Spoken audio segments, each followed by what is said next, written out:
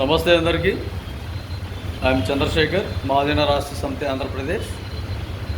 ఈ మధ్యకాలంలో జరిగే హత్యలు, అదేవిధంగా రేపులు, మర్డర్లు, అత్యాచారాలు, మానభంగాలు ఇవన్నీ పోలీస్ డిపార్ట్మెంట్ వారికి ఒక సవాల్గా మారాయి. హంతకులు దాదాపు కొన్ని సందర్భాలలో, కొన్ని కేసులలో క్షణాలలో దొరుకుతున్నారు. కానీ కొన్ని కేసుల విషయాలలో ఇంట్లో దొంగను ఈశ్వరుడు కూడా పట్టుకోలేడు అన్నట్టు చాలా వరకు క్రిటికల్గా మారిపోయాయి కొన్ని కేసులు.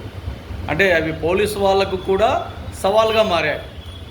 అంటే మా పాపను మేము చంపుకుంటామా, మా పాపను మేము వివక్షణ చేస్తామా, వివస్త్రను చేస్తామా, నగ్నంగా ఉంచుతామా అన్నట్టు మాట్లాడుతున్నారు. అది ఖచ్చితంగా పోలీసు వారు అన్ని కోణాలలో దయచేసి మీ ఆలోచన విధానాలతో మీ డిపార్ట్మెంట్ వారు అన్ని విధాలుగా ఇటువంటి కేసులలో ఖచ్చితంగా ఛేదించండి. అదేవిధంగా ఎవరైతే అమ్మాయి తల్లిదండ్రులు ఉన్నారో, ఎవరైతే అబ్బాయికి తల్లిదండ్రులు ఉన్నారో, నెక్స్ట్ కూడా ఎవరైనా అమ్మాయి తల్లిదండ్రులు కావచ్చు, అబ్బాయి తల్లిదండ్రులు కావచ్చు, చాలా జాగ్రత్తగా పిల్లల విధానాలలో బాగా ఉండాలి. ఎన్నో విధాలుగా మేల్కొల్పు లేకపోతే ఇబ్బందులు గురయ్యే అవకాశాలు పదే కూడా పోలీసు వారు తెలియజేస్తున్నారు, రకరకాలుగా నాయకులు తెలియజేస్తున్నారు. ఎంతమంది ఏ విధంగా తెలియజేస్తున్నా కూడా మళ్ళీ ప్రతిరోజు పొరపాట్లు జరుగుతూనే ఉన్నాయి.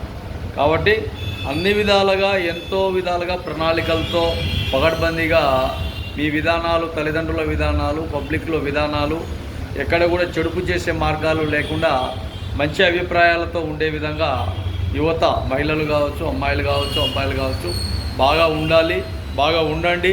అది మీ క్షేమానికి సంబంధించి విషయం.